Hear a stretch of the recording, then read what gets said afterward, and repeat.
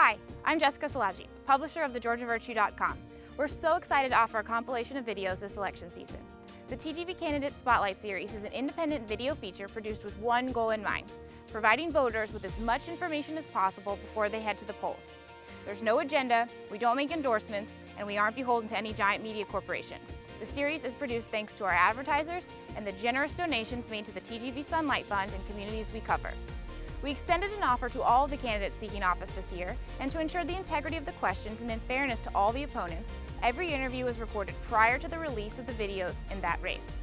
For that reason, candidates who did not agree to an interview prior to the air date for their race will not be featured in this series. Thanks for tuning in, and don't forget, you can find more content on this election cycle and much, much more on thegeorgiavirtue.com.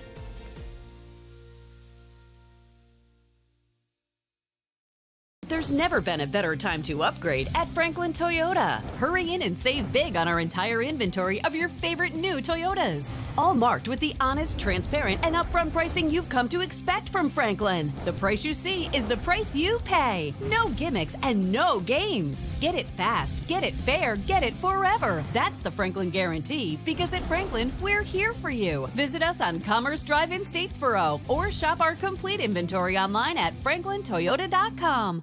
Now we're sitting down with Preston Tutt. He is a candidate for Bulloch County Commission in District 1, Seat B.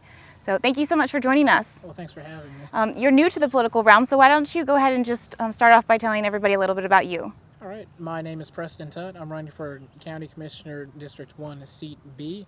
I am running against Anthony Simmons, the incumbent. He's been in there for 30 years. A big part of why I'm running is I don't really believe in career politicians. So I think it's time to maybe step down and let somebody else take the reins. I'm a little bit younger, 26. I just crossed the threshold to actually become a candidate. So I'd like to bring a couple of new ideas, a couple of big things like affordable housing, maybe involvement in the GIC program. That's the Georgia Initiative for Community Housing. I'm looking also for investigation and improvement of our infrastructure. Like, there's a bunch of roads up where I live in Portal that are kind of falling apart. Take a look at those, see what we can't do as far as getting them situated, if not more drivable, and see about paving them. A couple other things along that lines, like a couple of the houses that are falling apart, but that's a big thing as far as what my candidacy is based on. I'm not actually from Bulloch County. I'm from a place called Harlem. That's not New York, that's Harlem, Georgia. I've lived here, though, in Bulloch County. I've moved down to Statesboro to go to school here. Spent about 10 years here on a less than traditional school track. But I've settled down in Portal, and I've made it my home. I really like the community, and I'd like to start giving back, and that's another reason why I'm running. Well, you kind of touched on it a little bit, but what do you feel like are some of the most pressing issues for Bulloch County? And, you kind of touched about your district, but if you could just summarize from a 30,000-foot view, what would you say some of the most pressing issues are? Some of the biggest things are infrastructure, definitely. You take a look at the roads, some of them are falling apart, some of them are worse than that. I look at emergency services like medical, fire response. I think we're lacking as far as resources, including manpower. In that regard, I'd like to see about getting more people into the emergency services field and actually retain them, because I've heard there's a big turnover rate from a couple firefighters I've talked to and a sheriff that I had a conversation with. In addition to that, see a little bit more as far as medical service goes. I don't think we're staffed like we should be. This county's too big, and there's more people moving in here to have a lacking emergency response service.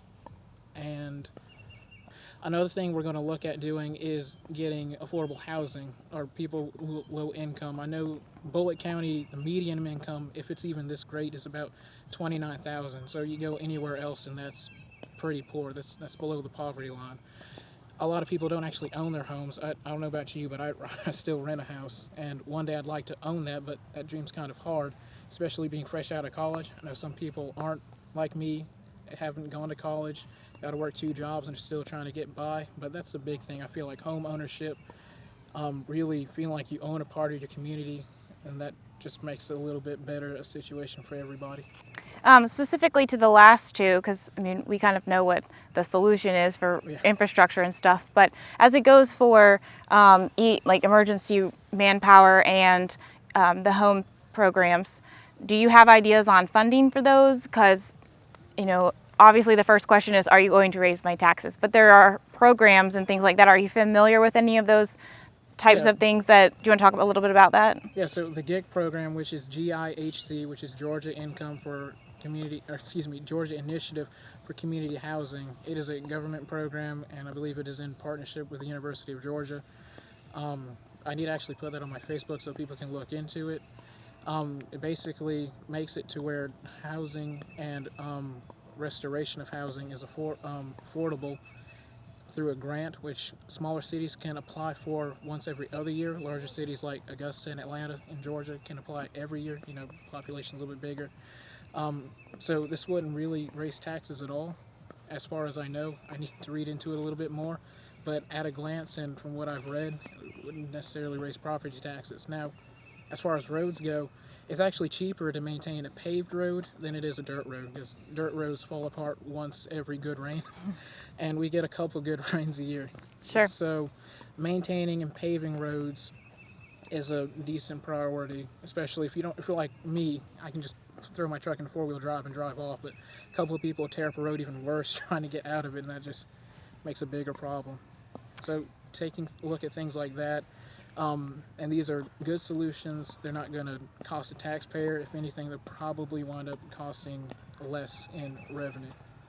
One of the big points of contention at commission meetings often is planning and zoning, and how the county handles that. And a lot of times it stems from the fact that there's county employees that make recommendations, then it goes to the planning and zoning, they make recommendations, and then the commissioners are the ones that are accountable to the voters, but they have to base things off of recommendations and then their own perspective. So how would you kind of take all that information and still hold true to your values and assess whether or not somebody should be able to make changes to their property or proposed property or any type of planning and zoning idea? Well, I think the biggest thing is to look at what's great, or look at the greater good. What is good or better for the county? Look at what is going to improve the county as a whole. If it's moving in, like, let's say, an adult superstore next to, like, let's say, a church, and the community's going to just be up in arms about it, maybe that's not the best thing. We can get an adult superstore, but let's put it maybe somewhere else where it's not going to offend anybody. And just looking at not striking down every business. Like, let's say somebody wants to open up a new business on where they just extended 67 going towards I-16. So I think the purpose of that, or one of the biggest purposes, was to increase industrialization or see more businesses go out that way.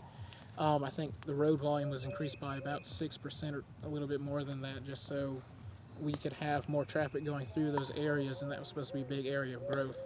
Look at really encouraging businesses to go down that way, kind of like what they've got on 301 going towards Claxton. I think it's going to be very important for the growth of the county, as far as like revenue coming in and people actually staying within the county.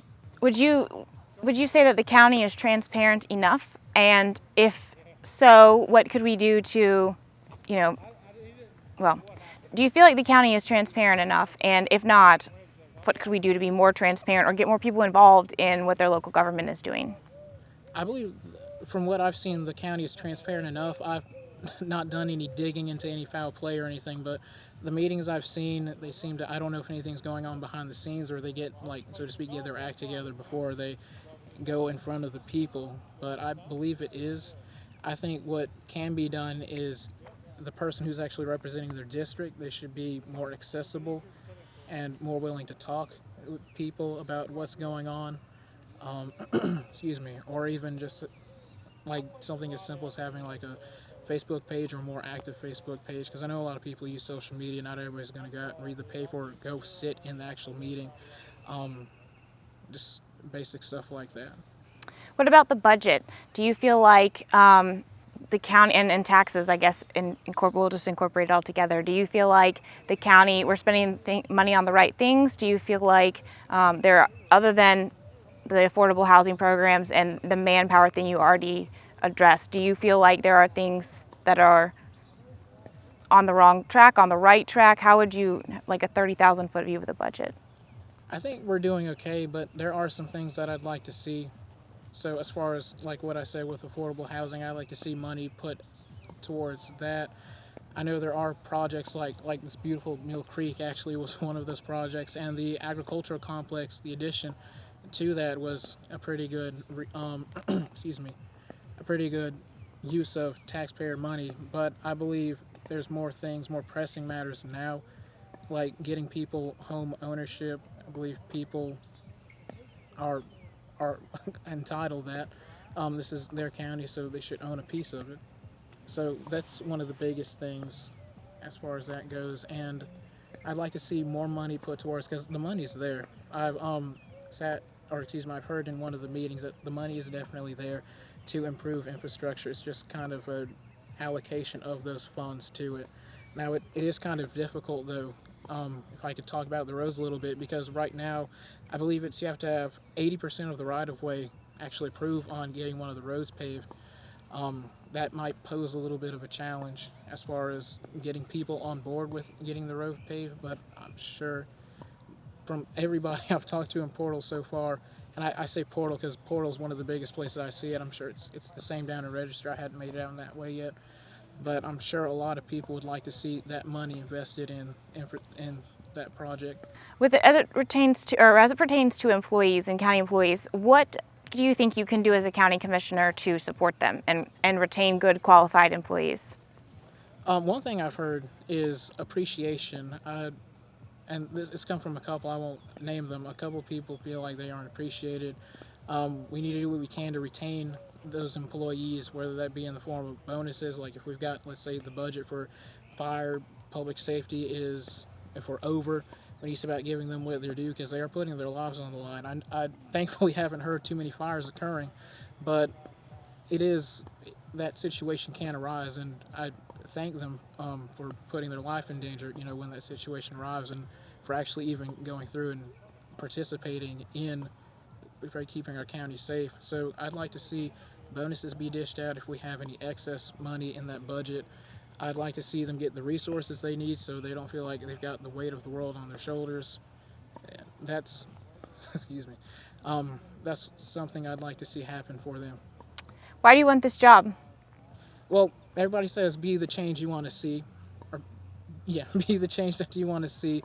I've heard that since I was 6 years old. I remember going to visit the Capitol building in 5th grade, and I was in Miss Wanless's 5th grade class back up in Harlem, or Grovetown, excuse me. And she said, Preston Tutt's going to be governor one day, and that's always just kind of stuck with me, a funny story. But if I could just do my part to give back to this community, because like I said, I've lived here for 10 years and I've met some really nice people, and I'd just like to give something back to them. Well, can you tell voters where they can learn more about you? Obviously, you're running on the Republican ticket, right? Yes, that's right. So you'll be campaigning all the way through November because you are the nominee-elect, I guess, at this point. But they have plenty of time to get to know you. But if you will, just share a little bit about where they can find more about you and reach out to you. Definitely. So you can go to Facebook. I'm Preston Tutt for Bulloch County Commissioner. You can see me on Facebook, like I said. My email address is tuttforbulloch, that's TUTTFOR, Bulloch @gmail.com. Email is tuttforbulloch, TUTTFOR, Bulloch @gmail.com. Thank you so much, and best of luck to you. Well, thank you. Thank you very much. Yeah. It was good.